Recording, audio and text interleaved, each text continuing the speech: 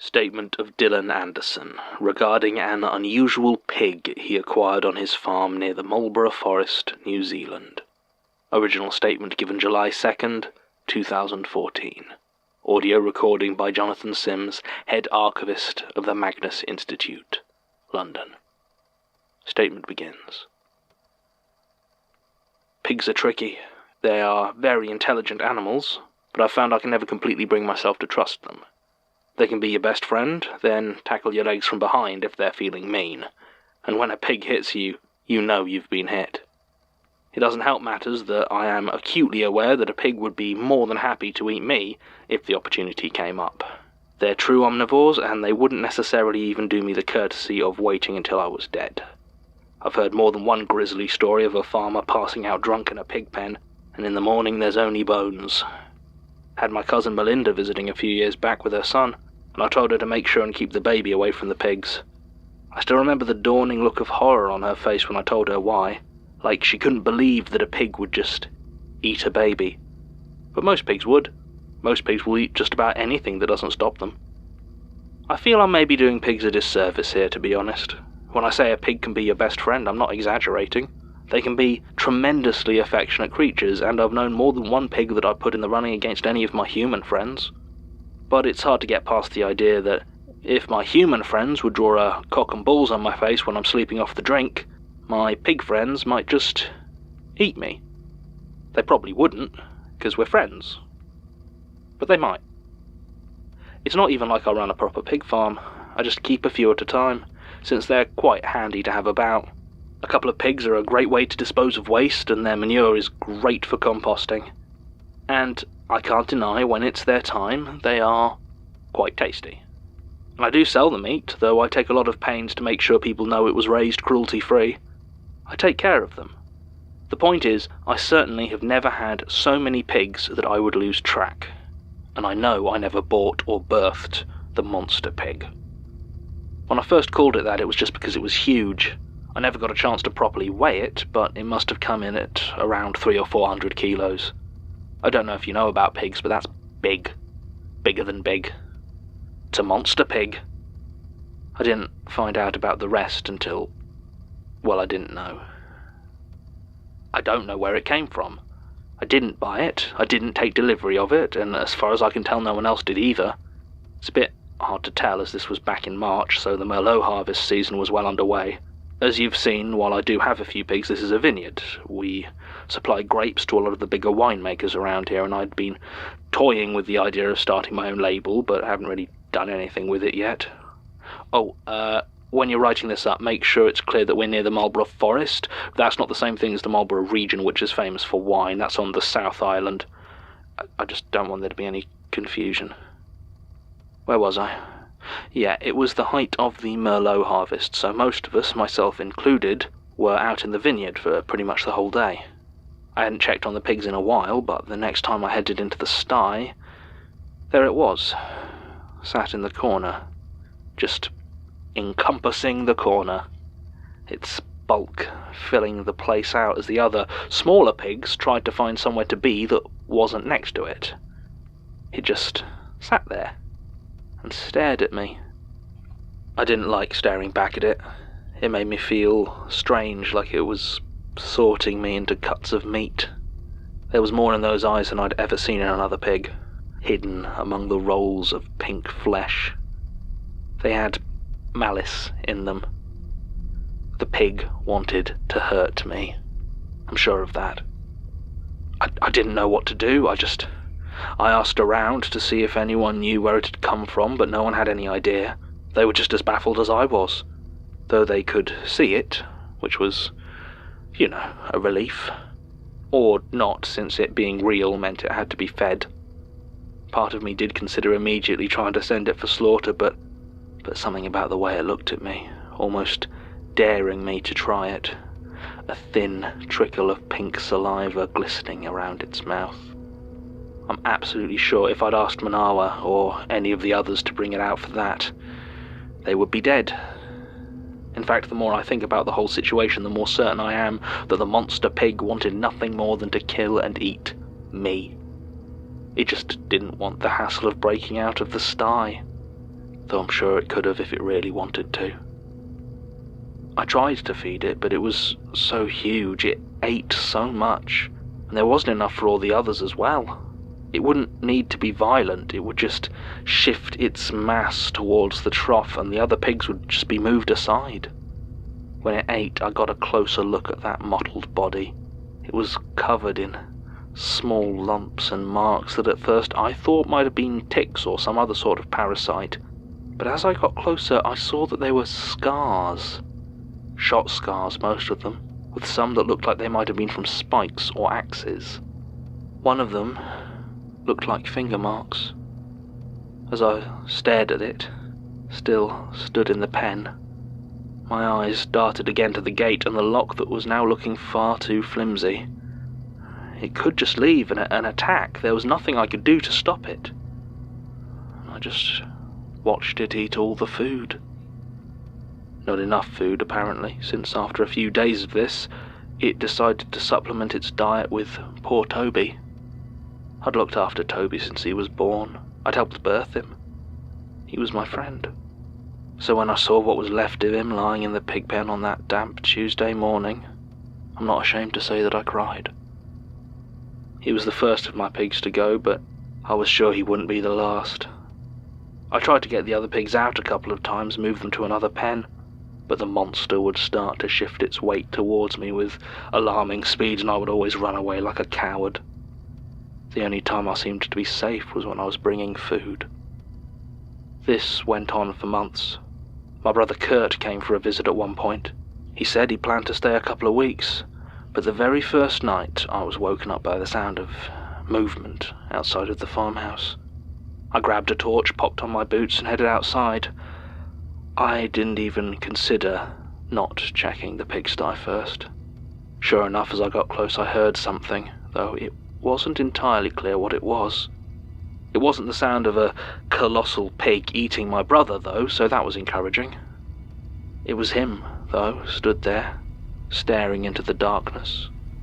He was muttering something to himself.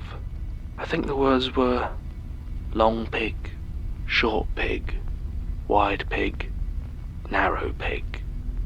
Over and over, long pig, short pig, wide pig, narrow pig.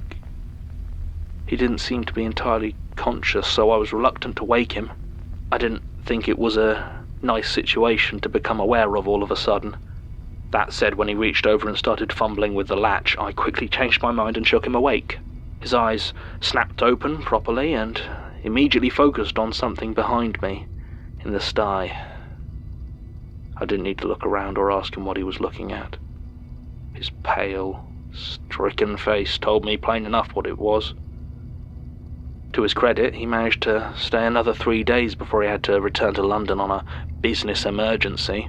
For context, I'm pretty sure he works as a traffic warden. And still the pig just sat there, waiting. I believe it was the circus that got your attention though, wasn't it? That's what you were asking about when you turned up. So, the Carley Brothers Circus mostly tours around Australia, but every couple of years they do a New Zealand tour as well. They do a few other spots around the Pacific, but the important point for this story is that this is one of the years they're doing New Zealand. Now, generally they need anywhere between a couple of weeks and a month of moving things over, setting up and getting all the right permissions and arrangements in place before the tour begins in earnest.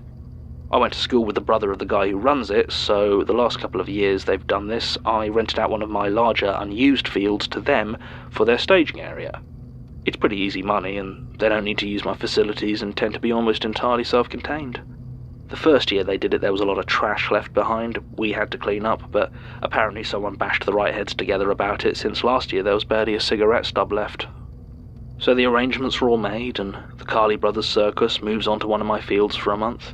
I get drunk with the ringmaster and a couple of acrobats. So far, so normal. I almost forgot about the monster that lived in my pig pen. Almost. A few weeks passed without anything happening, then one of the clowns disappeared. A man named Angus Dale. He's been a member of the circus for almost 10 years now. No drink or drug problems, no issues with his personal life. Nowhere particular else to go. Exactly no reason to up and vanish from his job without telling anyone where he's going. They started a search of the Marlborough Forest. They informed local police. They started discussing the best ways to publicize the disappearance. I'm sure you can guess where this is going. Through it all, there was this dark little suspicion growing in my mind. I never saw any evidence for it, not really. Nothing that would stand up in court, but even so, the suspicion grew into a theory which grew into a certainty. That pig, that monster, still squatted in my sty. The lock hadn't been damaged or left open, so it was hard to see how it could have gotten out to attack a clown, or even how Angus might have gotten in. But I know he did. I know that thing killed and ate him. I keep having this dream. I used to watch the rehearsals for the Carley Brothers performances, and I can clearly remember Angus Dale's voice, or at least his clowning voice.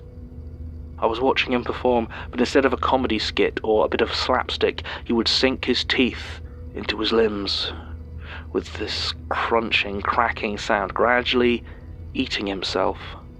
But even with a mouthful of meat, his laugh was still clear as a bell, his jokes and pleas for mercy clearly articulated. He never gave any sign he was in pain, but every few seconds he would stop laughing or chewing and just repeat the words, long pig, short pig, wide pig, narrow pig, before starting up again. When I finally managed to drag myself out of bed the next morning, there was a bright, white, human femur on the ground in the pigsty, lying in front of the enormous fleshy form that just gazed at me in horrid triumph. I didn't want to tell anyone. That would have brought investigation, the police, efforts to exterminate the man-eating thing that looked so much like a pig. It wouldn't go how they expected, I was sure of that, and I didn't know what to do. Would it kill more people if I just left it alone, or if they tried to kill it? I never had much call for ethics before, really. It was just grapes and pigs. And when faced with that choice, I found myself completely paralyzed. After about 10 minutes, standing there in silence, staring at that bone, I walked into the pen, and I lay down motionless in front of the monster pig. Thinking now, that decision seems alien to me, but I think I just couldn't stand the thought of going any further in the story that was playing out in front of me. It smelt awful on the floor, and as the pink form began to move towards me, my resolve started to waver. It was far too heavy to be supported by its skinny, twig-like legs, but something still propelled it slowly forward, inch by inch, that familiar pink drool leaving a thin path for the enormous body to follow, until it was right on top of me. I closed my eyes and gritted my teeth, waiting to feel the pain of it starting to tear into my flesh. But instead, I felt it settle next to me, the meat of it sinking into the spaces left by my position. It was pressing up against me and let out the most contented sound I have ever heard from a pig. The message could not have been clearer. Friend. I don't know how long I lay there in that stinking pigsty, listening to the calm, relaxed breathing of the murderous thing that had chosen to spare me. Eventually it retreated to its corner, and I stood and walked back into the house. If you hadn't turned up that evening, I don't know what I'd have done. I know a monster pig wasn't what you were looking for, but I do appreciate your advice. When you explained the situation, I hoped you'd have some special trick for dealing with it, but I suppose welding scrap metal around the pen and filling it with cement just about works, even if I do owe Mason a favour for borrowing his mixer. I'd have thought the thing would at least try to break free while I did it, but thank heaven for small mercies, I suppose. A huge block of solid concrete. I wonder what to do with it. Some sort of engraving, maybe. In memory of Toby. Can't very well put it up in memory of Angus. That's what really gets me, to be honest. Those pigs didn't deserve what that thing did to them, tearing them apart and eating them. Neither did Angus, of course. The circus is still around if you want to talk to them, but the search for Angus Dale is still going on, so I'd appreciate it if you didn't bring my name up. Oh, and if you're hungry, I've got some bacon in the freezer I'm going to cook up. What? Statement ends. Another dead end for Gertrude, it seems, assuming it was Gertrude Mr. Anderson was talking to. But I feel that's a safe assumption, as the tickets to Wellington were only for one. Perhaps Gerard joined her later. I can only imagine her frustration upon chasing down a mysterious disappearance with a circus connection, only to find herself instead trying to help contain an evil pig. Too much meat. The disappearance of Angus Dale is still an open case, though no leads have been found since a possible reported sighting in 2016 that didn't amount to anything. Martin attempted to make contact with Mr. Anderson himself, but after a few unanswered emails and calls ringing out, I think we can safely abandon that hope. There is one loose end I'm hoping might amount to something, though. Mr. Anderson mentioned his brother Kurt emigrated to the UK and works as a traffic warden, at least as of 2014. Melanie's seeing if she can hunt him down. If he's still around, there's a possibility he might be able to fill in a few of the missing pieces. I currently have nothing to indicate where Gertrude might have travelled next, but I have a hunch Kurt Anderson might be able to help.